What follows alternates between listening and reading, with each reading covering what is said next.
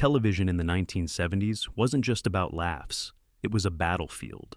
Every week, millions of families tuned in, only to end up arguing in their living rooms about what they'd just seen. Some episodes were so bold, so shocking, that networks faced boycotts, angry letters, and even threats. Can you imagine a comedy show causing mass protests? It happened more than once, and what came out of these sitcoms wasn't always a laugh track, it was chaos. Maude, Maude's Dilemma, 1972. If you think sitcoms in the 70s were all harmless one-liners and canned laughter, think again. Maude's Dilemma blew the doors off television in November 1972.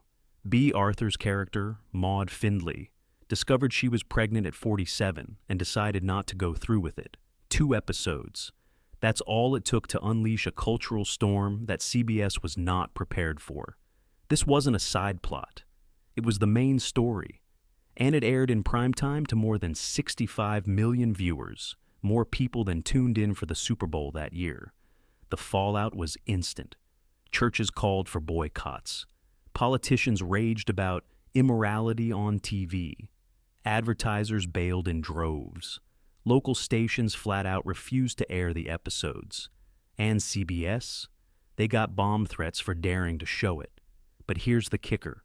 People still watched. In fact, the controversy only made Maude more famous. The show went on to win Emmys and run for 6 years. Yet those specific episodes were buried so deep afterward that many streaming platforms won't touch them even today.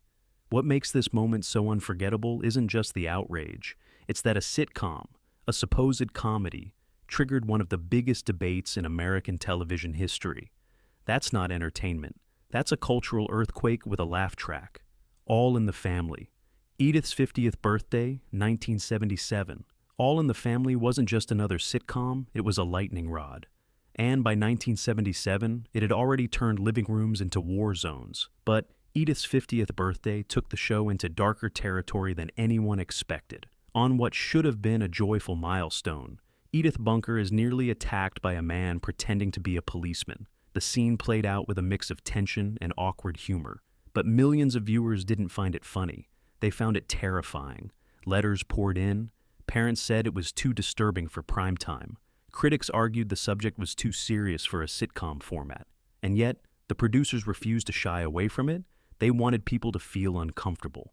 CBS execs braced for backlash, and they got it. The episode was banned from reruns for years. What's remarkable is that the episode still found an audience. It was powerful, raw, and unforgettable. Jean Stapleton's performance as Edith, caught between innocence and fear, made the moment feel all too real. This wasn't feel-good television.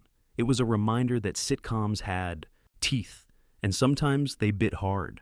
Audiences didn't forget this one, no matter how much CBS tried to bury it. All in the Family. Sammy's Visit, 1972. Now, picture this. Archie Bunker, TV's most unapologetic bigot, sitting in his chair when Sammy Davis Jr. walks in. Not just as a guest star, but as himself. What happens next went down in sitcom history.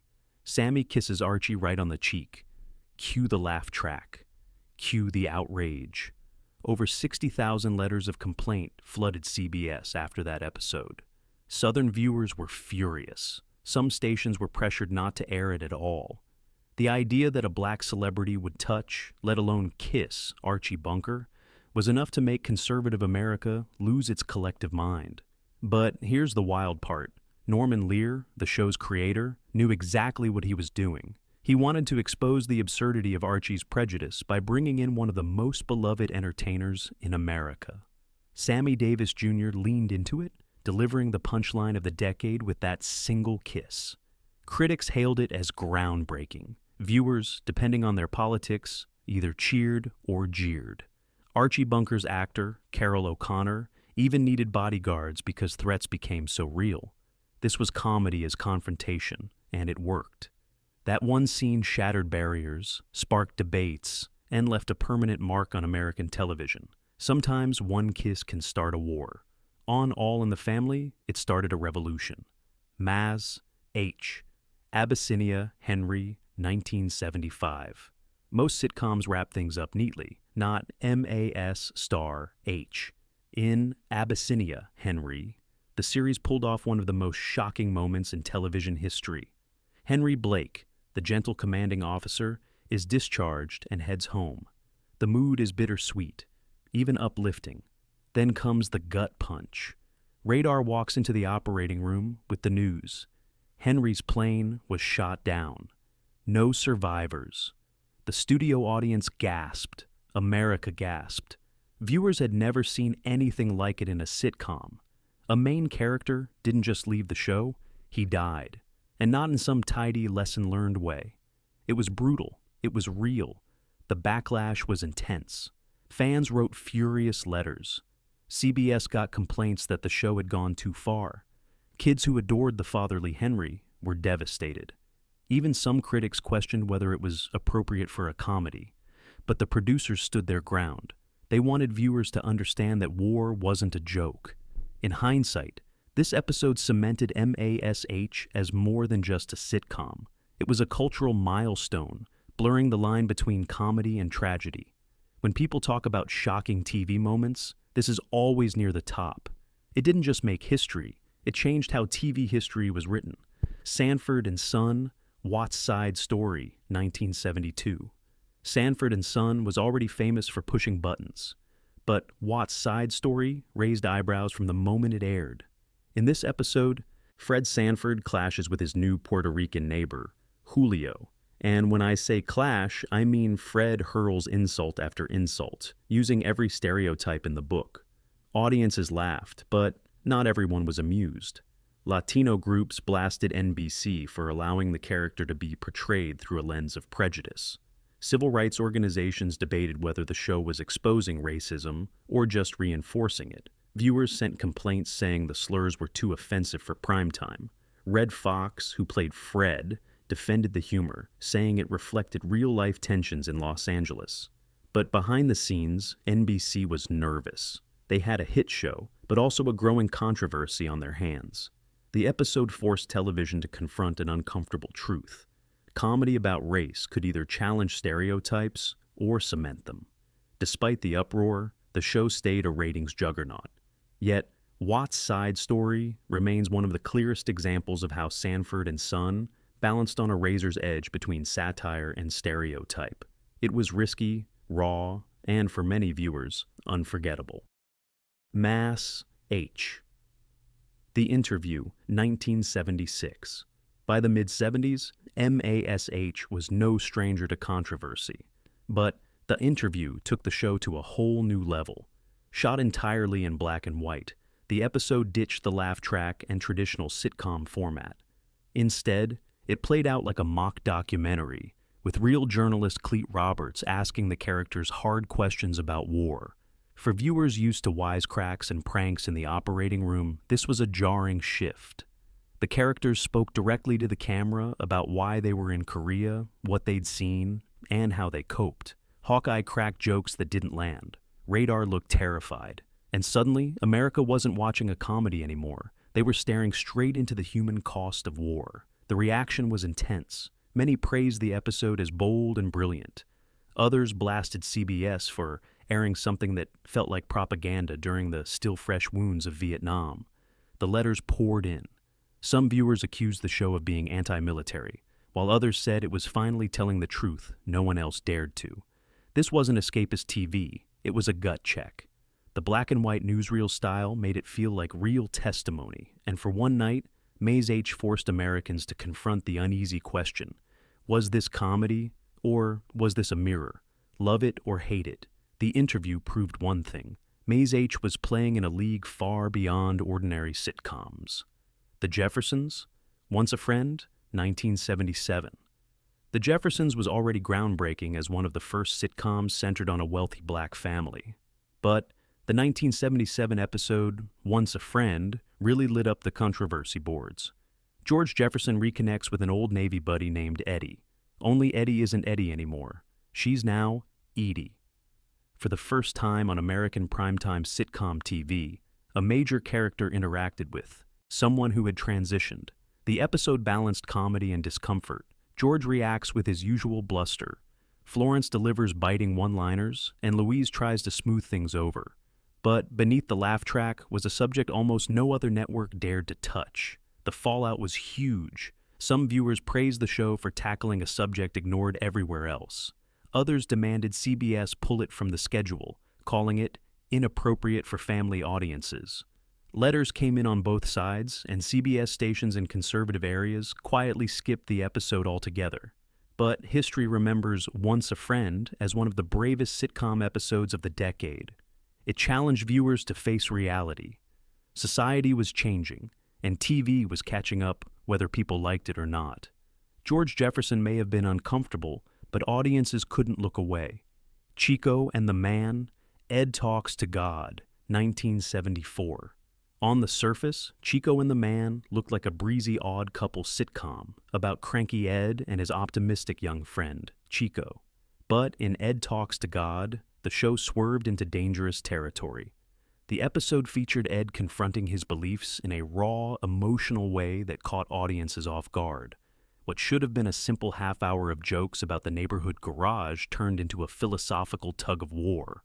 Ed sits down, looks upward, and actually starts addressing God directly. It wasn't parody, it wasn't a throwaway gag. It was a full-on conversation about life, purpose, and whether anyone was listening. Viewers didn't know what to make of it. Many praised it as powerful. Others slammed it for going too far. Letters came in, claiming it was offensive, heavy-handed, or inappropriate for a sitcom. NBC found itself in the crosshairs, accused of crossing a line where comedy wasn't supposed to tread. Behind the scenes, the controversy was exactly the point. The show's writers wanted to show Ed as more than a grouch. They wanted to reveal his humanity. But in the 1970s, blending comedy with that kind of vulnerability came at a price. Today, Ed Talks to God is remembered less for laughs and more for the cultural stir it created. Proof that sometimes even a sitcom can make audiences squirm. Barney Miller, Discovery, 1977. Barney Miller was known for sharp, witty writing about life inside a New York precinct. But in 1977, the episode Discovery pushed the show into stormy waters. The storyline involved Officer Wojo stumbling into a gay bar and wrestling with his own prejudices. This was no throwaway punchline. The episode portrayed the bar with dignity, its patrons as everyday people, and Wojo as the one who had to confront his biases. For a 70s sitcom, that was radical. Most shows avoided the topic altogether. Barney Miller tackled it head-on. The reaction? Explosive. Supporters hailed it as brave. Critics fumed it was corrupting primetime television. Some affiliates even refused to air the episode, fearing backlash from conservative viewers. Letters came in from all sides. Some praised the show for humanizing a group often ignored or ridiculed on TV. Others accused ABC of smuggling controversy into Family Hour.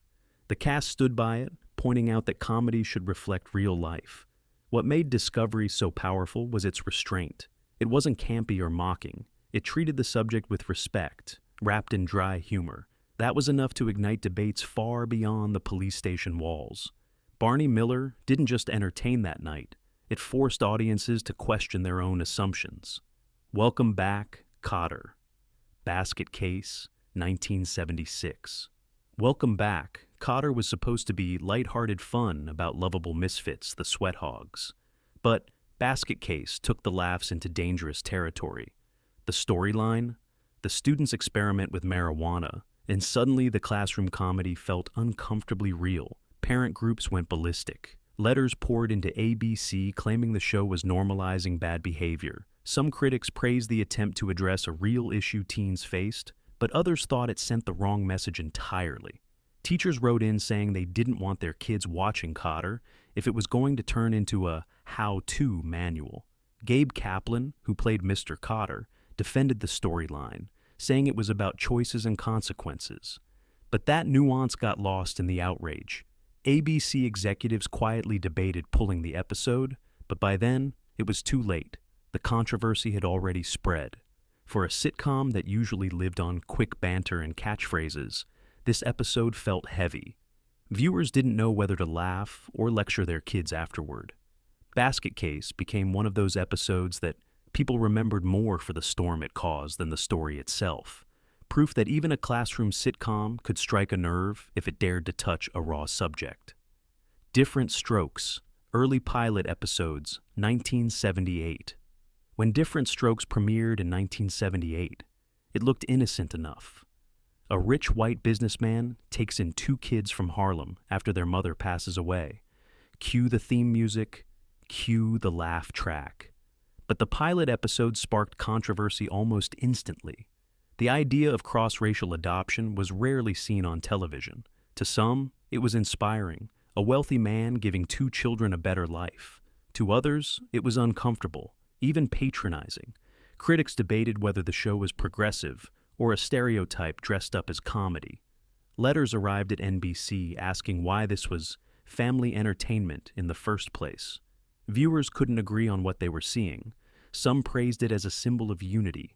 Others complained it reinforced a tired rescue narrative.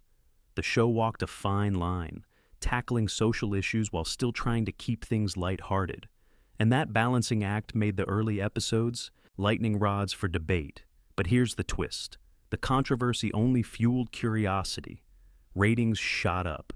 Kids loved Arnold's "What You Talkin' 'Bout" catchphrase. Parents might have been divided, but the younger generation embraced it. Different Strokes went on to become one of the most popular sitcoms of the era. The early uproar didn't sink it, it cemented it as a show willing to stir the pot. And for late 70s television, that was a bold move. Soap, pilot episode 1977. Before Soap even aired, it had people up in arms. The promos alone sparked fury. Critics warned that the show was filth dressed as comedy. Parent groups threatened boycotts. And advertisers, they pulled out before the first laugh track rolled. Why? Soap promised to satirize everything: romance, crime, politics, family drama. Nothing was safe, and in the 1970s, that level of irreverence was unheard of. But the pilot delivered more than snappy parody. It introduced Billy Crystal as Jody Dallas, one of television's first openly gay characters, and the complaints exploded overnight. ABC lost millions in ad revenue before the show even premiered. Religious groups called for sponsors to abandon it. The cast received threats. Billy Crystal had to be assigned security for his safety. That's how intense the backlash was.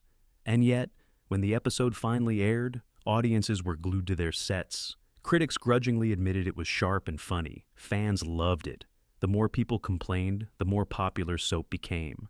The pilot didn't just launch a series. It launched a culture war. By daring to poke fun at taboo topics, Soap set the stage for the kind of edgy comedy we take for granted today. The Mary Tyler Moore Show, Divorce Isn't Everything, 1970. When Mary Tyler Moore debuted, it seemed harmless. A young single woman making it on her own in Minneapolis. But the episode, Divorce Isn't Everything, pulled the rug out from under viewers. Mary's friend goes through a divorce, and the show treated it as no big deal. In 1970, divorce was still considered shameful. Families whispered about it. TV avoided it altogether. So, when this episode aired, CBS got swamped with letters. Parents said it made divorce seem normal. Critics accused the show of encouraging broken homes. Some affiliates wanted it pulled. But here's the irony. By showing divorce as a reality rather than a scandal, the show connected with millions of women who were living that very experience. It became water cooler talk. Viewers debated whether it was empowering or damaging. Either way, everyone was watching. The controversy was a sign of things to come. The Mary Tyler Moore Show would go on to tackle equal pay, single life, and women's independence in ways no sitcom had dared before. This episode was the opening shot, a warning that Mary wasn't just here to smile and type memos. She was here to change the rules. Monty Python's, yes, flying circus. The Spanish Inquisition, 1970. When PBS imported Monty Python's Flying Circus, most Americans didn't know what to expect. What they got was pure chaos. Surreal sketches, absurd humor, and more controversy than anyone at PBS signed up for. The Spanish Inquisition sketch was the tipping point. The pythons, dressed in red robes, stormed into ordinary scenes shouting about torture in the most ridiculous way possible. To fans, it was brilliant satire. To many viewers in the US, it was outrageous. PBS affiliates got angry calls. Some stations flat out refused to air the episode, saying it mocked values people held sacred. Conservative viewers demanded the show be yanked from the schedule. Letters flooded in claiming PBS was wasting tax dollars on nonsense. And yet, the very outrage only boosted Monty Python's cult status. College students adored it. Young audiences quoted it. "Nobody expects the Spanish Inquisition" became a catchphrase shouted in dorms and comedy clubs alike. The controversy proved something important. American audiences weren't used to comedy that challenged authority through absurdity. The Pythons weren't just telling jokes, they were detonating cultural bombs wrapped in laughter. And America wasn't ready for it. 3 for the Road, pilot episode 1975.